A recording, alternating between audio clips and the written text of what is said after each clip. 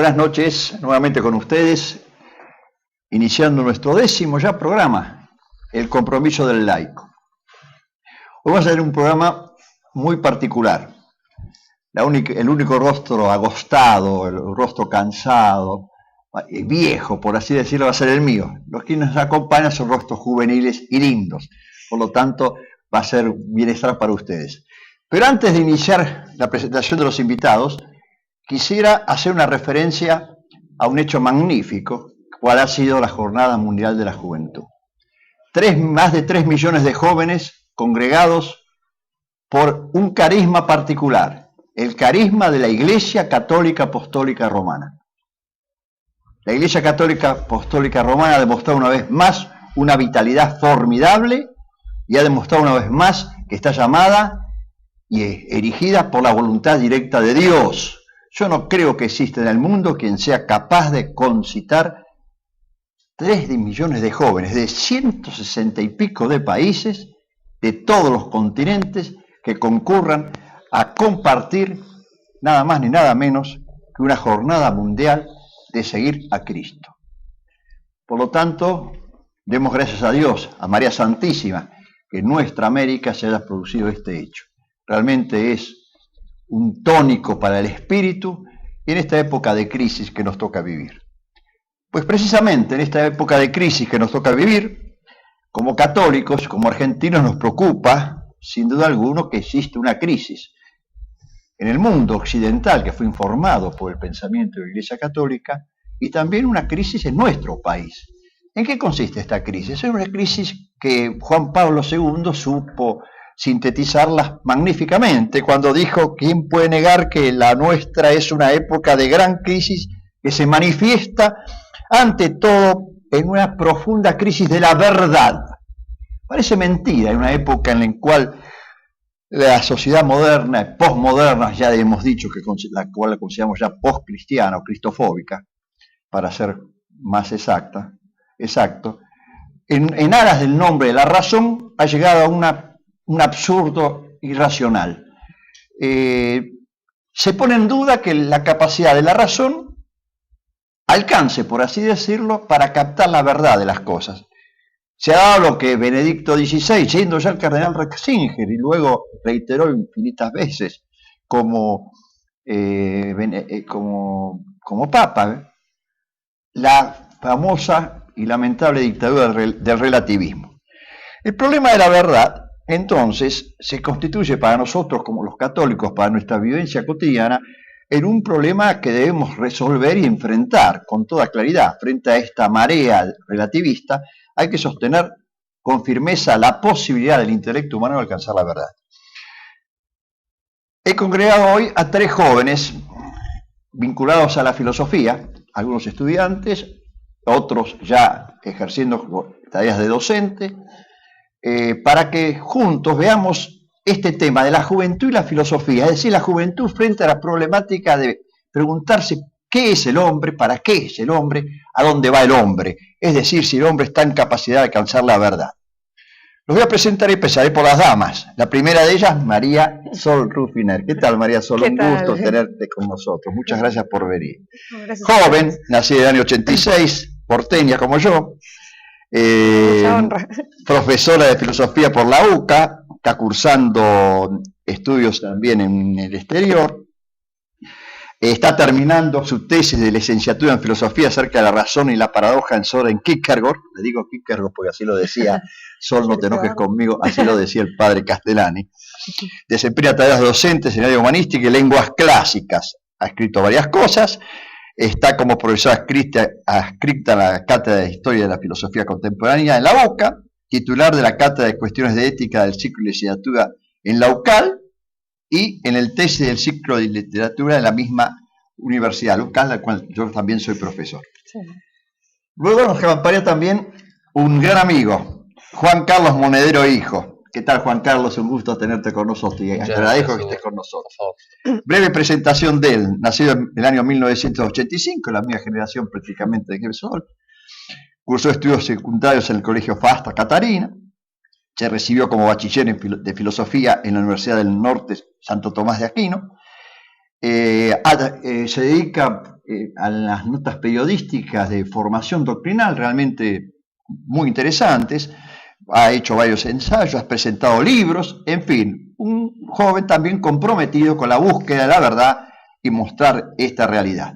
Y en tercer lugar, otro gran amigo, compañero mío mucho tiempo de cátedra, el licenciado y profesor de filosofía Germán Macerdotti. Germán, un gusto tenerte. Muchas gracias por la invitación. No, por Dios, el gusto es de ustedes. Magíster en Estudios Humanísticos y Sociales por la Universidad de Barcelona, miembro de la Sociedad Tomista Argentina, somos compañeros en ella, profesor de Ética, profesor de Teología, realmente volcado, ha trabajado en traducciones de obras de Santo Tomás de Aquino, realmente un joven también con mucho entusiasmo y en la búsqueda de la verdad.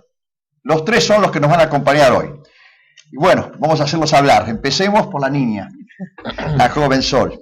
Muchas gracias por la caballerosidad, que es algo que se ve poco. No, sí, es necesario revivir esto, ¿no es cierto? Caballeros que tengo al lado también. Incluyéndonos. ¿Los incluís? Los incluyo, bueno, si los incluís serán porque son amigos tuyos. Sí. Bueno, empecemos por el principio. Sol, para el público en general, cuando hablamos de filosofía, ¿de qué estamos hablando? ¿Cuál es el valor de la filosofía? O de otras maneras, ¿para qué sirve la filosofía?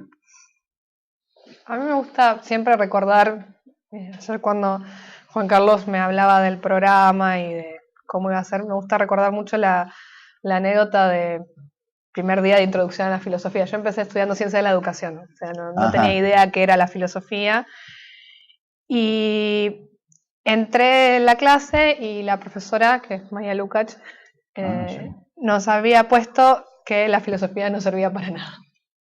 O sea, fue así, la filosofía no sirve para nada, estaba en el pizarrón, ¿no? Y fue como, bueno, pero ¿qué significa que no sirve para nada?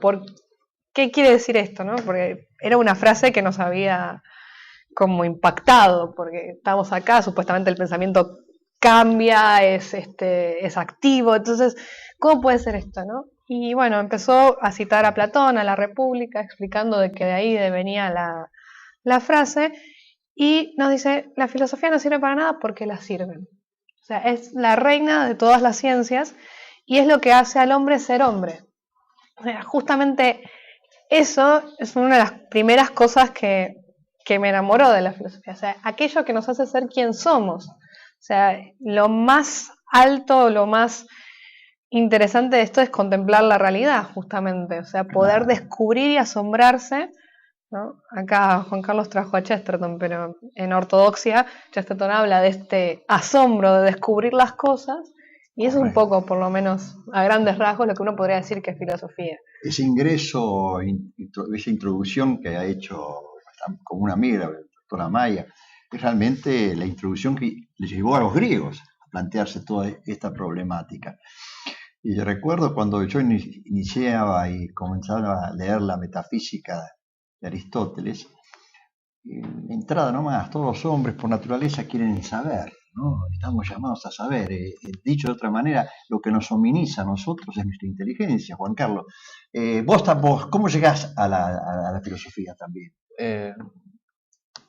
Tuve desde muy chico unas conversaciones que me inspiraron muchísimo, ¿no? Yo tengo unos amigos con los que no comparto la fe católica, que bueno, es una gracia, como ustedes saben. Y desde muy chicos, estoy hablando de los 7, 8, 9 años, empezamos a hablar entre ellos y yo. Cuando éramos un poquito más grandes, adolescentes, empezamos a discutir. Y eso de algún modo fue generando en uno esta idea de que la necesidad de fundamentar, la necesidad de buscar la verdad, la necesidad de explicar las cosas. Entonces, esa reflexión sobre el fundamento, eso que pones vos acá en el texto, de esa incapacidad de dominar las ansias, porque eso es lo que lo define por ahí, porque hay gente que por ahí se domina sus ansias, hay gente que no, y eso es lo que es la puerta por la filosofía, cuando no podés dominar esas ansias de conocer, y entonces vas y buscas y buscas y buscas y te quedás trasnochando y dejas de hacer otras cosas que tenés que hacer, y dejas materias que tenés más que te cuestan más por las materias que más te gustan, porque son aquellas en las que tenés ese camino para la verdad. Y entonces hay un amor que está animado por el conocimiento, o si querés, un conocimiento animado por el amor. Está bien, o sea que en concreto la aspiración tuya de volcarse hacia la filosofía nació de una impronta de admiración y de interrogación, ¿no? De preguntarte el porqué de las cosas, que esa es propiamente del humano. Fíjate vos que uno de los dramas del hombre contemporáneo es que le buscan cercenar al hombre que se pregunte, que se inquiera sobre sí mismo. Hay que vivir el momento, el instante, es toda flor de piel, superficial. Se evita y se consigue inútil la contemplación, ¿no es cierto? Yo tengo por acá una frase de Kant, ¿no? No se puede enseñar la filosofía en el sentido que se enseñan las otras materias. Kant pone el ejemplo de la historia. Se puede enseñar a filosofar, Germán. Sí. Kant en este sentido es concreto. No se puede enseñar a filosofar. ¿Eso qué marca? ¿Qué te marca? ¿Qué nos marca a nosotros este concepto? Bueno, en primer lugar creo yo, y siguiendo la línea de lo que dijo tanto Sol como Juan Carlos, habría que precisar qué es enseñar, ¿no? Que es, en definitiva, no tanto transmitir un conocimiento, sino más bien ayudar al discípulo, en nuestro rol de docentes, para que por sí mismo conozca la verdad. La vieja tarea mayéutica de Claro, Sócrates, ¿no? Y de la cual justamente de esa tradición o, digamos, pensamiento filosófico se alimentan, entre otros, bueno, San Agustín en su De Magistro, como también el mismo Tomás de Aquino en su otra obra de Magistro, que es una cuestión dentro de las sobre la verdad.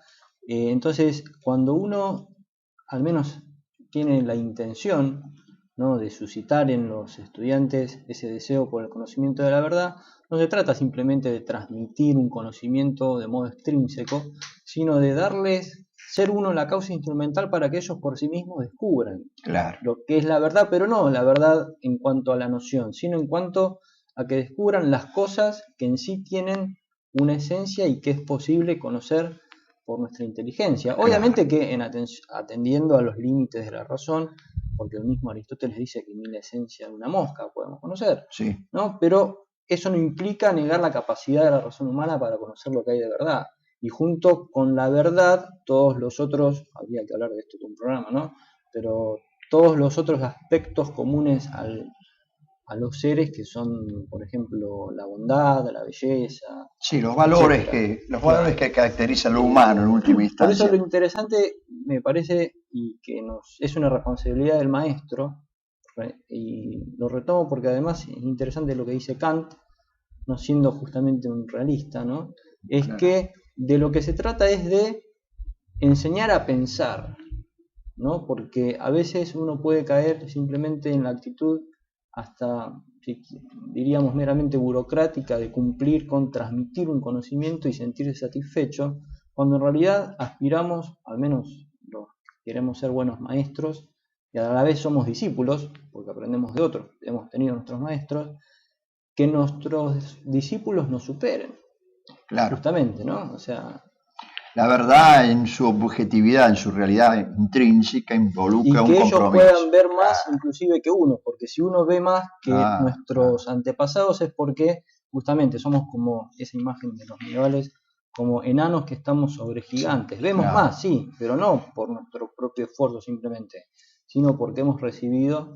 Sí, yo recuerdo con lo que dice Germán, un profesor yo fui al Normal 6, un profesor de biología, de apellido Cuadrado, es medio difícil olvidarse de ese apellido, pero la primera, bueno, también otro profesor con una frase en el pizarrón de Leonardo da Vinci: pobre de aquel discípulo que no supera a su maestro. Claro.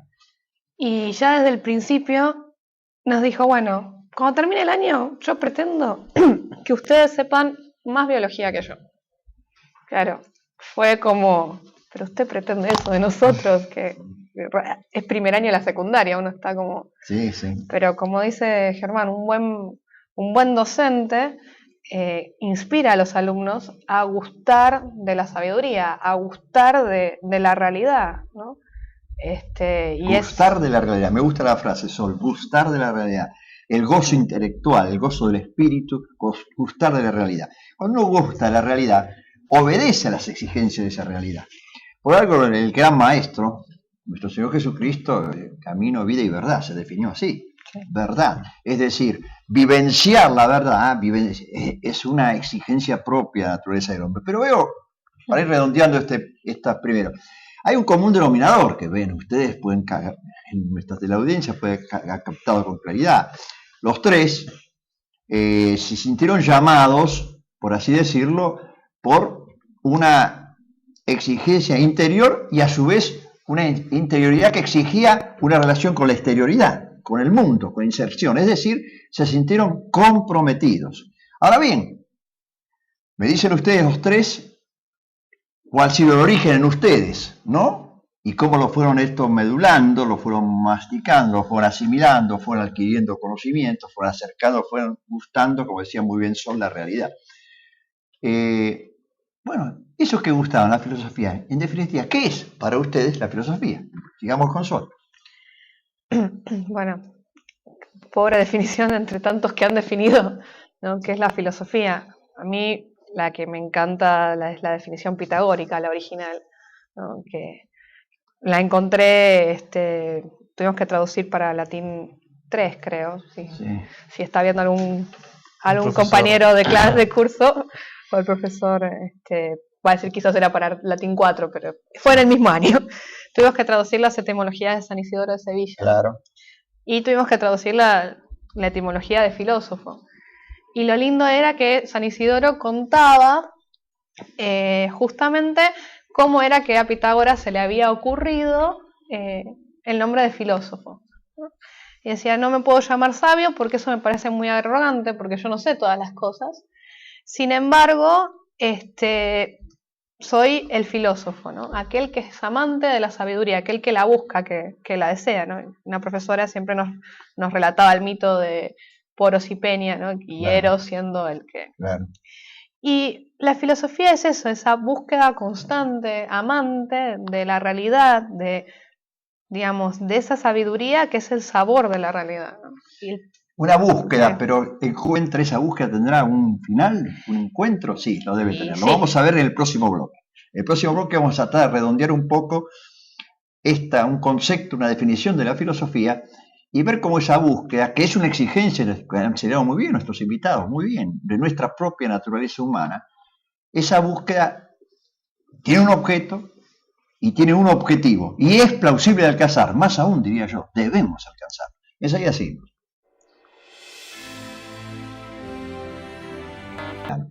Pues bien, Juan Carlos.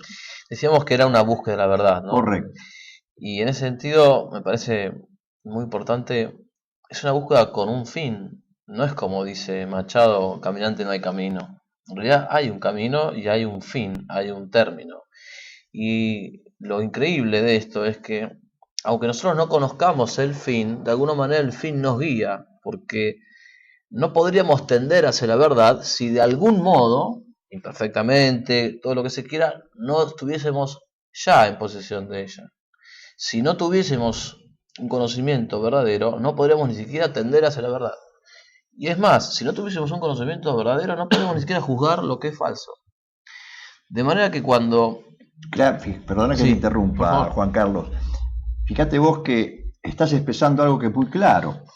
El ser humano y el filósofo, que es hombre, concreto, hay una ansia de saber. Y no puede el hombre no dominar esa ansia de saber. Porque lo que nos hominiza, como decíamos, es nuestra inteligencia, es el interrogante, es el saber, ¿no es cierto? Esa búsqueda del saber. Y esto es importante, enfatizarlo, como decíamos en la introducción al programa de hoy, ante esta crisis que hay en la modernidad y la posmodernidad respecto a la capacidad del hombre de alcanzar la verdad. Esa dictadura del relativismo nos lleva necesariamente a otro plano que quiero marcar entrar. Muy bien, tengo que saber, Germán, tengo que saber lo que esas cosas son. Es una exigencia de mi naturaleza. Sí. Ahora, ¿me queda un mero saber especulativo para saber lo que las cosas son? ¿O hay cosas que tengo que saber para saber cómo puedo actuar? Bueno, acá justamente usted me da pie y a partir de lo que tanto decía Juan Carlos como Sol, para señalar un punto que es muy interesante y que lo trata, entre otros, San Tomás, que es que en el hombre hay inclinaciones naturales. Fuera de que hay, por cierto, inclinaciones comunes con otros seres, como son la de la propia conservación y la de la conservación de la especie, hay una que es específica del hombre, que él en realidad no hace una enumeración exhaustiva de en qué consiste esta inclinación propia, pero señala 2 puntos. Uno es el conocimiento de la verdad, en el cual está implicado de modo natural y refuerzo de lo natural, porque la filosofía es un saber natural, aunque también sobrenatural, el tipo de conocimiento, el conocimiento de la verdad, por un lado, y la vida social. Correcto. Es decir, entonces en nosotros hay una inclinación natural a conocer la verdad, para eso somos inteligentes. Claro. Justamente la facultad nos fue dada para conocer lo verdadero de las cosas, y no al revés, justamente. Entonces, si nosotros en continuidad y sin, digamos, ruptura, establecemos una relación entre lo que sería el orden de la contemplación, saber qué son las cosas, Correcto. y el orden de la praxis, habría que hablar de praxis en este caso, o sea, ¿Cómo debo actuar de la acción concretamente? humana, claro, a partir de lo que la inteligencia me presenta como conveniente a mi naturaleza, es que la voluntad lo desea como bueno.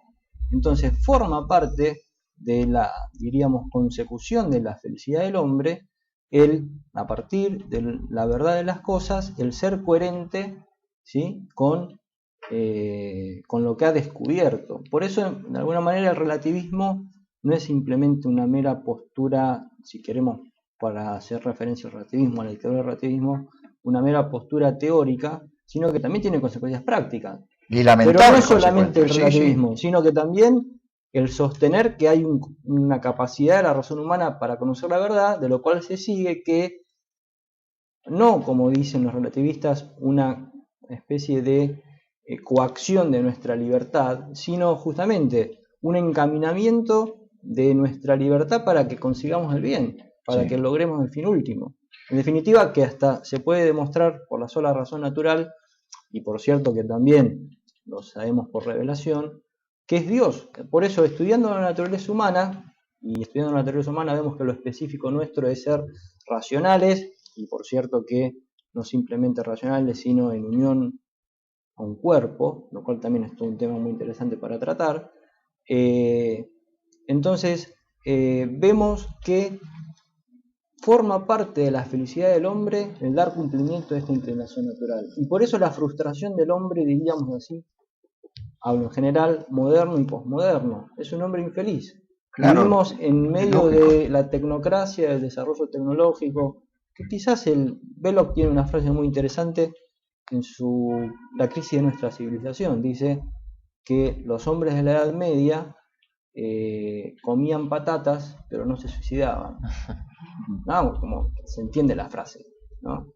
Entonces, bueno, hoy día tal vez tenemos muchos recursos tecnológicos, pero no desconfiamos en realidad de nuestras capacidades, que además nos han sido dadas por Dios, por naturaleza, ¿no? Hay una realidad, lo que vos decís, un poco sintetizando tu expresión. Las estadísticas que están tan de moda en esta sociedad moderna señalan que el más alto índice de suicidios serán los países supuestamente súper desarrollados, en el primer mundo.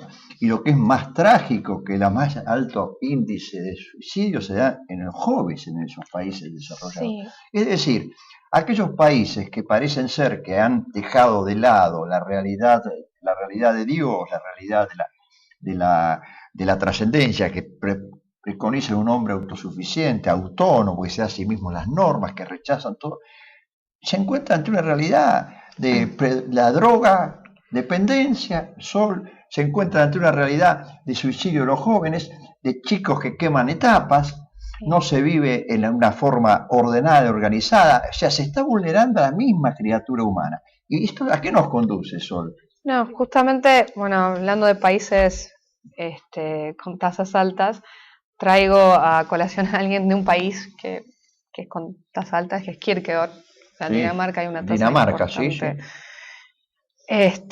Y Kierkegaard, interesantemente, justamente para el hombre contemporáneo, Castellani justamente decía que Kierkegaard trajo un mensaje al siglo XIX que era para el siglo XXI. Claro. Una maravilla.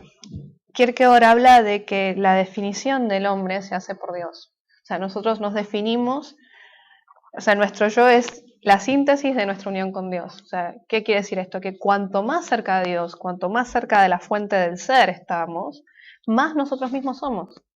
Y esto que decía Germán de encauzar nuestra libertad, quiere decir de aunarnos, o sea, de empezar a ser personas, no porque no seamos personas desde un inicio, ¿no? Sino que quiere decir de empezar a tomar conciencia de nuestro yo, pero ser aquello que Dios, nuestro autor, quiso para nosotros. Cuando nos alejamos de eso, es que nuestro yo se empieza a desdibujar.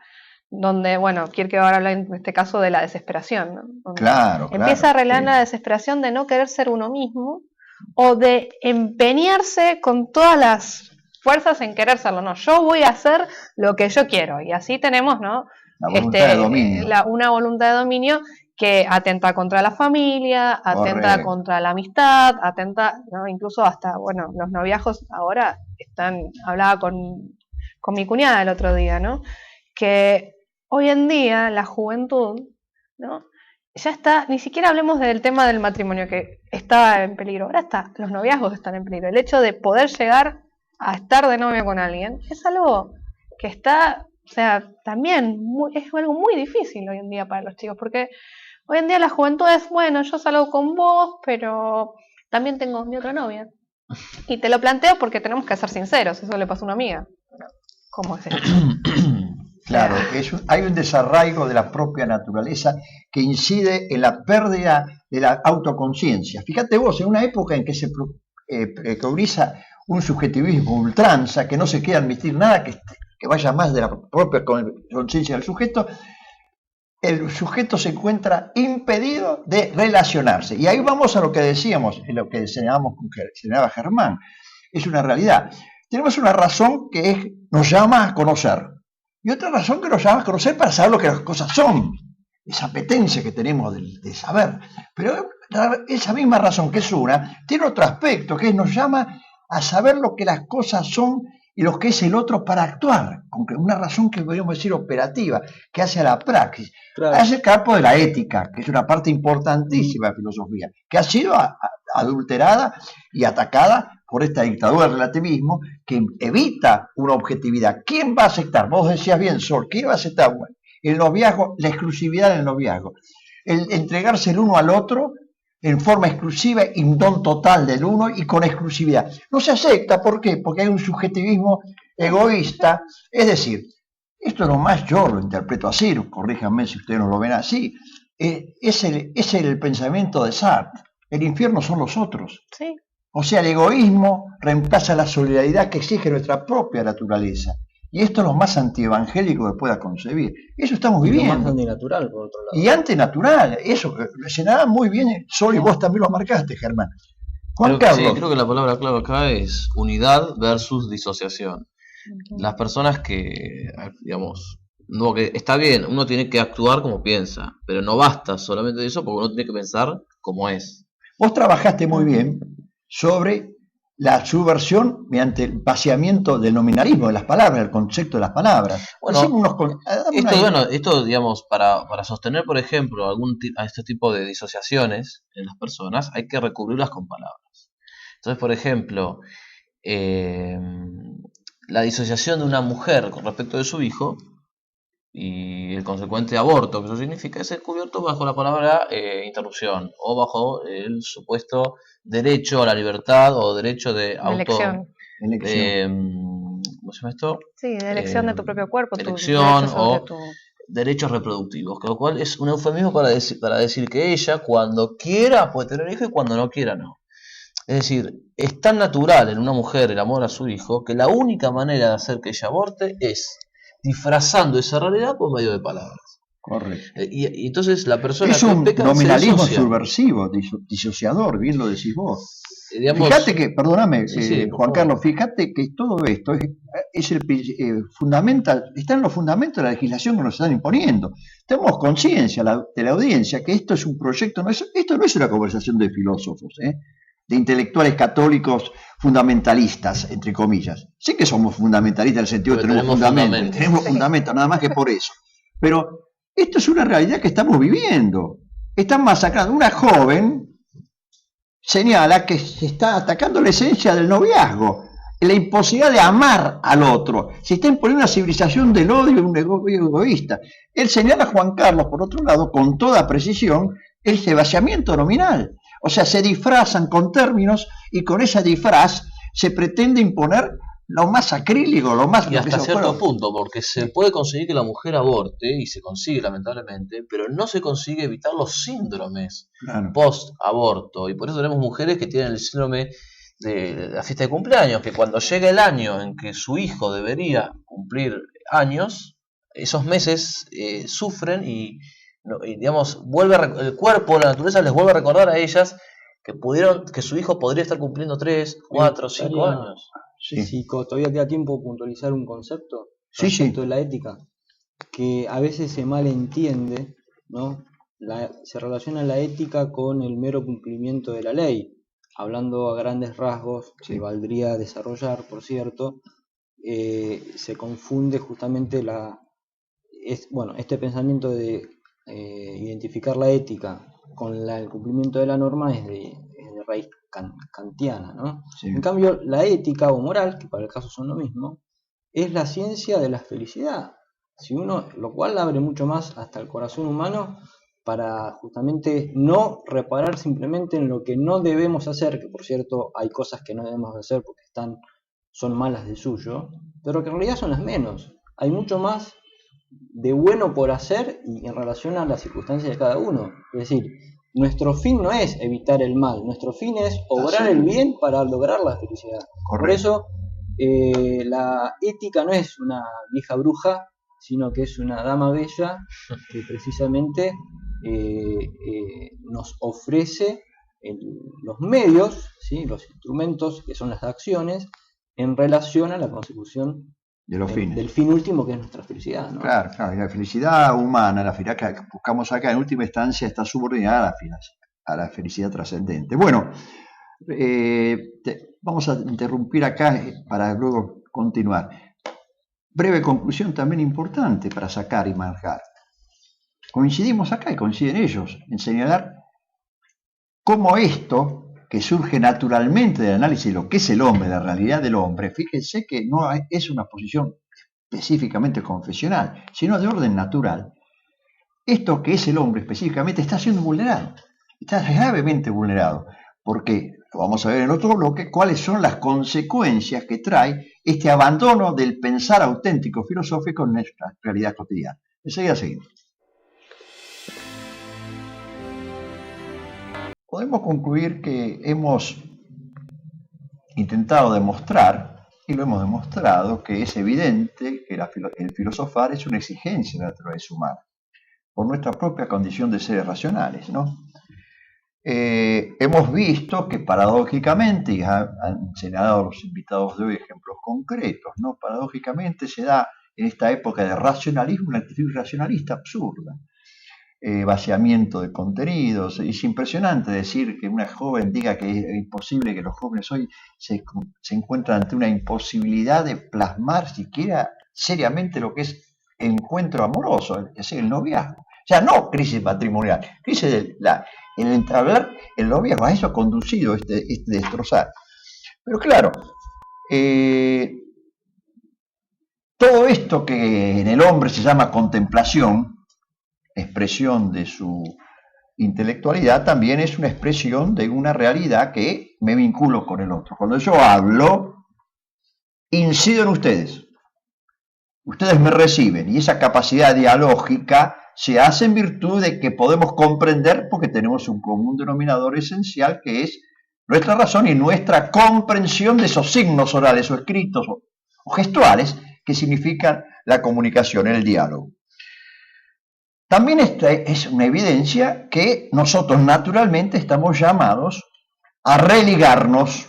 Hay en nosotros una apetencia o nostalgia de trascendencia. Sabemos que vamos a enfrentar el hecho sintomático e ineludible de la muerte, pero vivimos como si fuera un paso nada más. Y unos no quieren pensar, otros piensan como un paso. Esa trascendencia a la cual estamos llamados. Esto nos llama a esta religación a la religión. Y nosotros como católicos, el programa es el compromiso del laico católico, parte de la Iglesia, debemos preguntarnos, hemos preguntado, y el magisterio en esto nos ha guiado magníficamente como madre y maestra, debemos preguntarnos, la Iglesia, la relación entre la fe y la razón. Recientemente, una de las últimas encíclicas de Juan Pablo II fue Fides y Ratio, la relación entre la fe y la razón, las dos alas, el prólogo lo dice así, por las cuales el espíritu humano se eleva hacia ese fin último, a su felicidad, que comienza acá, pero se culmina en la trascendencia. ¿Cómo vinculamos, ustedes jóvenes católicos, y empecemos por Sol, cómo vinculamos, Sol, nuestra vivencia como católicos con esta exigencia de filosofar? ¿Y qué filosofía, te parece a vos, entroncaría mejor, en tu punto de vista, con esta relación entre fe y razón? Bueno, primero que nada es una filosofía que esté enraizada en el ser y en la realidad, ¿no? Justamente, bueno... Realista. Sí, realista, completamente. Porque es imposible que uno pueda llegar a algo si no tiene los pies en la realidad, primero y principal, ¿no? Y por eso la cruz son dos. Horizontal y vertical. Pero justamente, bueno, mi tema de tesis es razón y paradoja, ¿no? Sí. En Kierkegaard. Y es justamente el tema de fe y razón, cómo la fe y la razón se relacionan, ¿no? Paradoja para Kierkegaard es misterio, ¿no? Y también lo pone como límite de la razón, como aquello que está más allá de la razón, ¿no? Y si bien muchos al pobre Kierkegaard lo tildan de irracionalista, la verdad es que él habla de una razón que está completamente enamorada de la paradoja, de ese misterio, y que tiende a eso. Nosotros, como estuvimos hablando bien, ¿no? Y hablaba... Eso lo rescató, perdona, eso lo rescató bien Castellani. Sí, Castellani lo ha marcado con toda celeridad. La verdad que junto con Cornelio Fabro, sí, Castellani es uno de los mejores intérpretes de Kierkegaard. Yo que soy, lo sigo a Castellani a muerte, yo digo que el libro de filosofía más grande de Kierkegaard es de Kierkegaard, Tomás de Aquino. Esa especie de ida y vuelta que hace él, que lo hace católico, y ese poema Jauja que se llama ahí. Pues eso es un tema de otro. Sí, eso podría ser todo un programa. Todo un programa. Podría ser todo un programa. Un programa. Sí. Como le decía, Castellani decía Suero directamente. Suero es Kierkegaard. Sí, no, Suero. Bueno, gracias que me diste un hermano. Gracias que me diste un hermano. Sí. Pero bueno, perdóname, justamente... pero merecía la pena llevarla. Yo siempre llevo a Castellani. Bueno. No, es que es un grande, entonces. Sí. Como, pero bueno, yo también termino en Kierkegaard, aunque me pasa lo mismo. Pero Kierkegaard hablaba justamente de este deseo de la razón del hombre, ¿no? De encontrarse con el misterio, con la paradoja que lo define. O sea, sin encontrarse con, eso lo dice en Migajas de Filosofía, sin encontrarse con la paradoja, no sabe quién es. Es que el hombre sin el misterio pierde su propia realidad. Entonces, la filosofía sin la fe no tiene pies ni cabeza. No. Esa es la realidad. O sea, pierde el oxígeno, ¿no? Es como, bueno, nos quedamos acá, en este mundo y nada más, materialista. Y sí, pero yo quiero seguir. Hay algo que me llama, ¿no? Claro. O sea, no busco límites, busco a mi amor, digamos. Esa es lo que... La angustia de Suero, ¿no? La angustia de eso. Es eso lo que... Si la filosofía es como si, bueno, para no citar solamente a Kierkegaard, ¿no? Husserl, en la crisis de las ciencias europeas, dice que han decapitado a la filosofía, ¿no? Si le quitamos la fe, ¿no? Husserl no se refería, eso se refería a la metafísica, sí. ¿no? Pero si le quitamos la fe, decapitamos la filosofía. Claro. Eso es lo que los clásicos señalaban, Juan Carlos y Germán, señalaban como los preámbulos de la fe. Sí. Contraponer fe y razón, yo me parece tan gráfica la encíclica de Juan Pablo II, las dos alas, un pájaro, si no, ahora que tenemos la tecnología podemos ver un águila que va volando y esa armonía en el vuelo. Si le sacamos un ala, no puede volar. Le sacamos dos, se arrastra, ¿no es cierto? Y es decir, el hombre, en nombre de la razón, destruir la fe, es destruir la razón. Esa es la paradoja que señala Kierkegaard. Y la paradoja que enseñaba Chesterton también, También. porque Chesterton dice que en el origen de la racionalidad hay un acto de la fe. Porque el acto por el cual yo considero que toco la realidad con mi mente no es un acto demostrable, es un acto que se ve o no se ve. Entonces, en el origen de la razón hay un acto de fe. Correcto. Si yo no creo que, o sea, por eso es lo que no hay un puente. Esto, el problema de la filosofía durante tantos siglos, si hay un puente de la realidad, no hay ningún puente. Porque en cuanto hay un puente, o cuando yo postulo el puente, quedo atrapado en mi propio pensamiento. Entonces, el origen de la razón está en un acto de fe. Todos los argumentos contra la fe católica son argumentos contra la fe racional. Y la fe racional es de todos los días. Cuando alguien te dice, tomá el 44, estás confiando en él. Cuando alguien te dice, yo nací el 15 de octubre, estás confiando en mí. Porque vos no lo comprobás. ¿Crees o no crees? Entonces, todos los argumentos contra la fe sobrenatural se estrellan contra la fe natural. Y eso es lo que prueba su falsedad y su contradicción. Correcto, muy correcto. Germán. Sí, tal vez no en contradicción de lo que dice Juan Carlos, pero sí haciendo un poco referencia a la vis polémica del padre Fabro, me parece que convendría hacer una puntualización, ¿no? Y es que hay una fe que es natural, me dice fulanito, en París existe la Torre Eiffel, y hay una fe que es sobrenatural. Yo lo aplico en otro ámbito que es más o menos a lo que apunta este bloque, que la gracia supone la naturaleza. Claro. Es decir, Claro. por cierto que la fe es un conocimiento superior por ser sobrenatural, ¿sí? Pero la fe viene a perfeccionar a una potencia humana, en este caso la más excelente, que es la inteligencia. No podría haber acto de fe si no hubiera inteligencia humana. Si vamos al otro extremo, que no es la posición católica ni la filosofía realista, está el luteranismo que sostiene que la naturaleza está destruida. Totalmente, entonces caemos en el fideísmo. Es decir, o sea, sin caer, por cierto, en el racionalismo, que sería el querer comprender el misterio, que por cierto no se comprende jamás, me parece que hoy día es inclusive una tarea hasta obligadamente apostólica defender la capacidad natural de la razón para conocer la verdad, porque esto también responde al plan divino. O sea, Dios no quiso crear al hombre sin una naturaleza. O sea, en el hombre no hay simplemente, justamente, la sobrenaturaleza o la vida sobrenatural en el hombre es a modo de segunda naturaleza. Correcto. Es decir, participamos por la gracia de la vida divina a modo de segunda naturaleza. Entonces, si vamos justamente al compromiso del laico en nuestros días, y más nosotros los laicos que gestionamos las cosas del mundo, y en este caso específico el cultivo de la filosofía,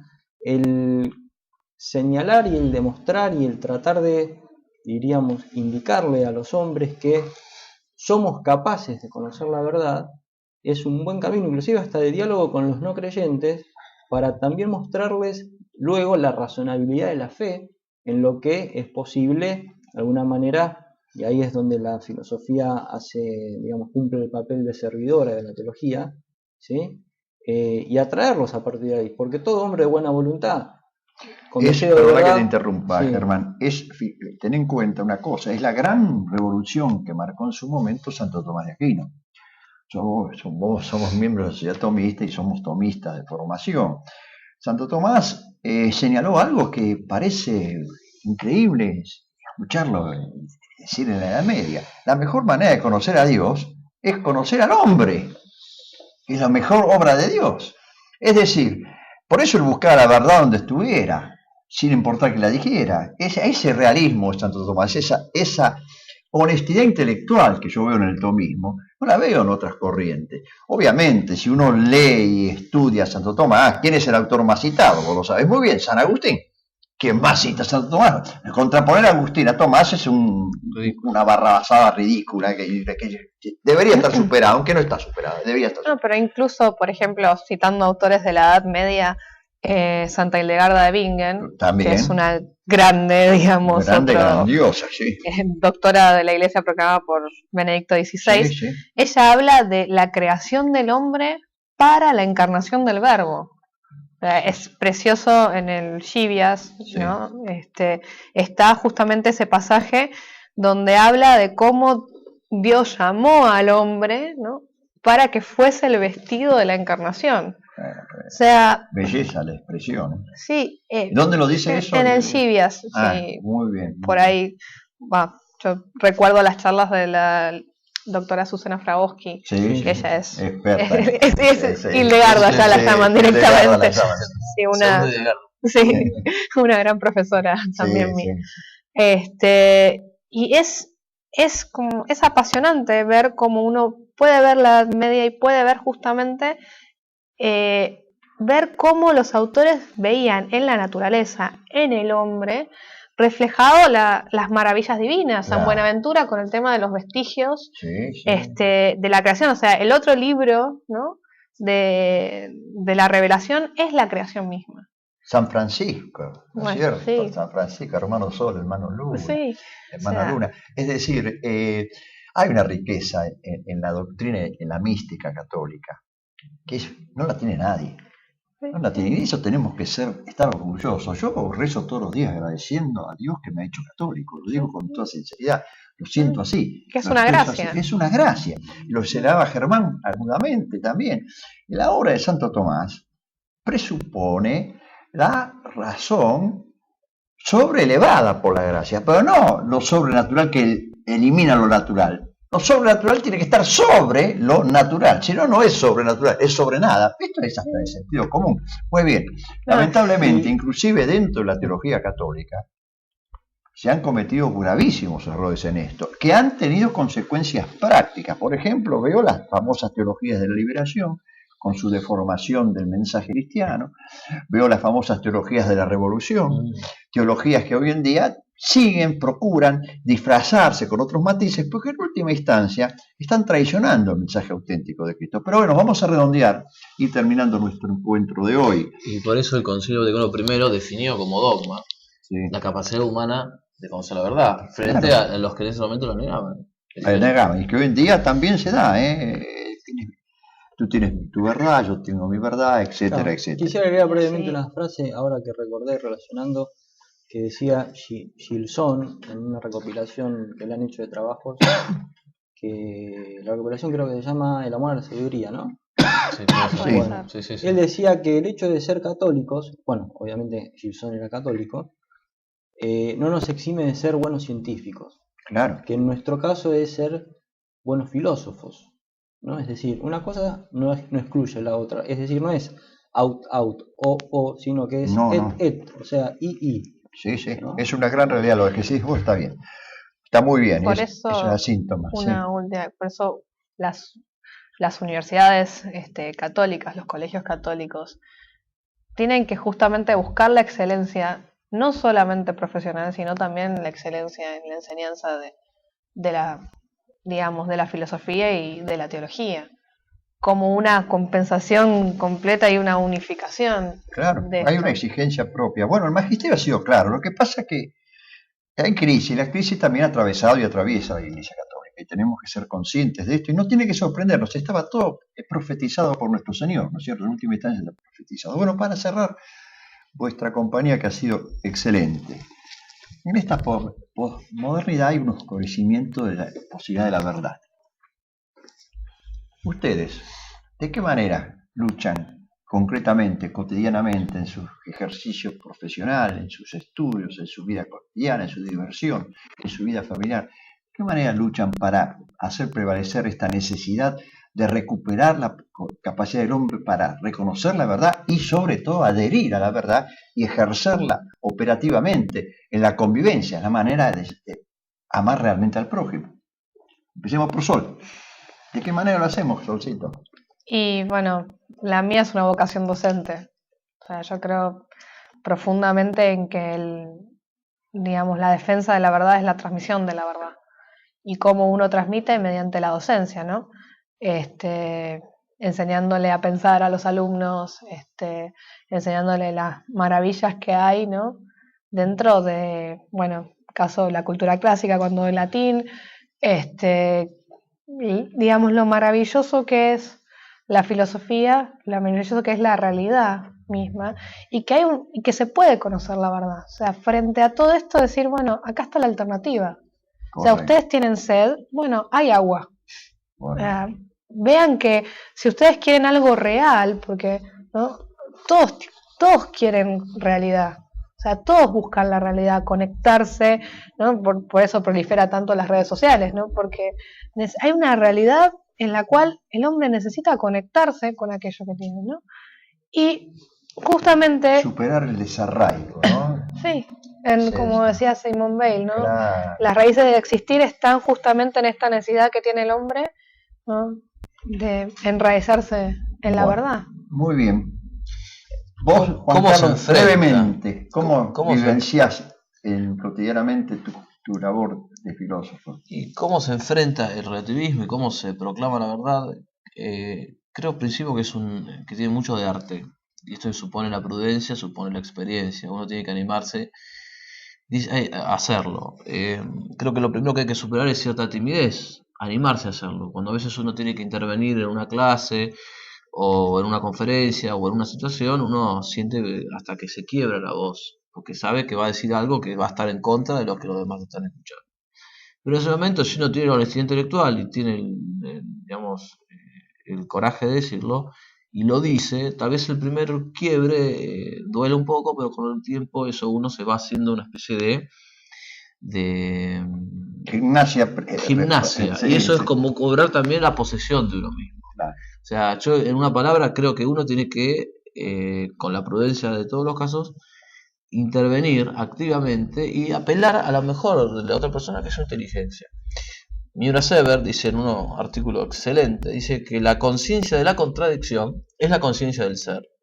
Cuando yo estoy en contradicción, advierto que hay un ser por debajo de la contradicción que es el que sostiene la contradicción. Entonces, el diálogo entre la otra persona, no un diálogo sin verdad, un diálogo con logos, Sí, o sea, sí. con verdad, ese diálogo hace posible que vos, con mucha paciencia, porque no le vas a meter, no vas a hacer que él vea todo en un minuto, pero con mucha paciencia vos de a poco lo vayas acercando a la verdad, como decías vos al principio.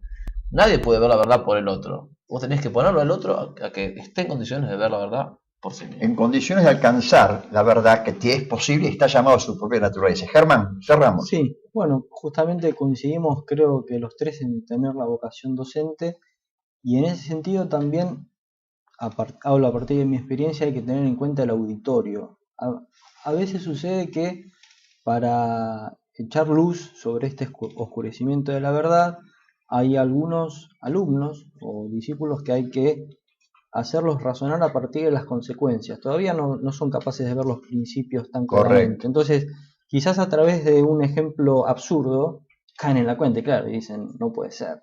Claro. Entonces, a partir de ahí empiezan a venir más hacia un grado más alto de conocimiento de los principios. Manejar un poco la ironía, ¿no? Claro, sí, porque de lo contrario tampoco uno puede, diríamos, en una expresión un poco dura, bajar línea sin tener en cuenta si el otro es capaz de recibir esa línea, ¿no? Entonces, hay que ubicarse en el pellejo ajeno y ver en qué condición está. Entonces, justamente, a veces Aristóteles no demuestra, sino que muestra o, entre comillas, demuestra por el absurdo. Claro, correcto. Entonces, hay cosas que son básicas, contra las cuales no se puede ir. Y al fin de cuentas, en lo que se refiere a la enseñanza de la verdad, hay que ir paulatinamente. O sea, no se puede pedir de golpe todo, y menos al hombre posmoderno, y quien de alguna manera no sufre la posmodernidad. Porque tampoco vivimos en una campanita de cristal. Decía Leonardo Castellani, que no hay que imponer la verdad, sino hay que exponer la verdad. Claro. Poner la evidencia, eso es importante. Así que bueno, esa es un poco la metodología, si queremos, o que al menos yo pongo en práctica para tratar de llevar a los alumnos a la verdad, ¿no? Como hacía Chesterton, el humor es un gran aliado. Un gran aliado. Claro. La ironía de Castellani también, y la de Chesterton también, magnífica. Bueno, ¿qué queda que no decirles a ustedes? Sol, te agradezco infinitamente tu concurrencia. Gracias por la posibilidad. ¿Se han sentido cómodos? Sí. ¿Han estado cómodos? Sí. Juan Carlos también. Muchas gracias. Germán también. Bueno, como ven, jóvenes, pensantes, no viven del instante, viven el instante en proyección, es decir, el instante en proyección de búsqueda de finalidades. En última instancia, son jóvenes católicos comprometidos. Les agradezco infinitamente, como siempre les digo a mis invitados, que siempre son de lujo, hasta ahora no hemos fallado. Les agradezco infinitamente y desde ya que otras veces los voy a molestar, porque tenemos que ser como el tábano, ¿no? Persistentes y seguir socráticamente picoteando y llevando. ¿A quiénes? Al mundo que nos toca vivir y sobre todo a aquellos laicos, aquellas laicas que queremos que enlacen su compromiso con el nuestro, es decir, que tomemos conciencia. Amamos al que erra, pero debemos ser intransigentes ante el error. Muchas gracias y finalizaré en el próximo bloque. Gracias. No, por favor, Saus. El deseo de la verdad involucra necesariamente saber la verdad, para saber lo que las cosas son y para saber cómo debemos actuar. Y ese actuar nuestro cotidiano involucra nada más ni nada menos que la contemplación del otro, del prójimo. El magisterio de la Iglesia ha hecho suyo el pensamiento de Santo Tomás y esta adhesión a la verdad, es decir, a este deseo, y lo ha enseñado como siempre, como una exigencia propia para poder cumplir nuestro rol de cristianos, de católicos. Es imposible que un católico viva en el error cotidianamente sin tomar conciencia, porque vivir en el error es cooperar con el error, es atacar a la esencia de la verdad. La Iglesia Católica, en su misión de anunciar y enseñar auténticamente la verdad, enseña a que es la verdad suma, Cristo. Es decir, no puede la Iglesia Católica permanecer indiferente frente a la realidad de esta crisis que hemos puntualizado en la enseñanza de la verdad. Hemos analizado rápidamente, pero creo que profundamente con estos jóvenes concurrentes a nuestro programa de hoy, que el relativismo ataca y ataca esencialmente a la verdad. Decía el padre Castellani, y como siempre terminamos nuestro programa con la alusión al padre Castellani, que, y lo cito textualmente, es no saber historia, ignorar por una parte el edificio estupendo de la teología católica, más sublime que la metafísica de Aristóteles y la ética platónica, que no son más que sus basamentos, arquitecturado todo bajo el sol de la infalibilidad por mentes como Atanasio, Agustín y Tomás de Aquino. Ignorar, por otra parte, la descomposición casi instantánea de la teología protestante en manos del libre examen, la carrera del ateísmo pasado por el protestantismo liberal y el racionalismo, que así retroceder espantada en 1833 al alma religiosa del cardenal Newman y la ponía sobre el rostro de Dios. Es decir, Castellani veía este proceso de descomposición, le señalaba ya por el año 1950, yo tenía 8 años, esta realidad. ¿Y cómo terminaba Castellani involucrando esta relación que después el magisterio ratificó en forma concreta, el magisterio contemporáneo? Allá decía, está en un país de jauja, decía que al fin y al cabo la teología no es más que el Evangelio con filosofía. La teología no es más que el Evangelio con filosofía. Fe y razón se autoexigen. Qué formidable profético y qué captador de la realidad era el padre Leonardo Castellani. Qué formidable maestro, sacerdote, maestro, inspirador que fue el padre Leonardo. Una de las gracias que Dios me ha dado, haber sido conocido y que me ha tomado de la mano y espero que me lleve hasta la eternidad. El próximo viernes, Dios mediante, nos encontraremos para tratar de seguir fundamentando este compromiso nuestro del laico. Va a haber una variante, y ha habido una variante en cuanto a la programación por razones de las necesidades propias de los invitados. Pero vamos a encarar también una celebración que adquiere una actualidad formidable. Los 45 años de la encíclica de Pablo VI sobre la vida humana, que causó una revolución en su momento y que hoy en día está seriamente cuestionada, a pesar de que ha sido ratificada por infinidad de documentos. Nos vemos pues el próximo viernes para tratar de consolidar nuestro compromiso de laicos con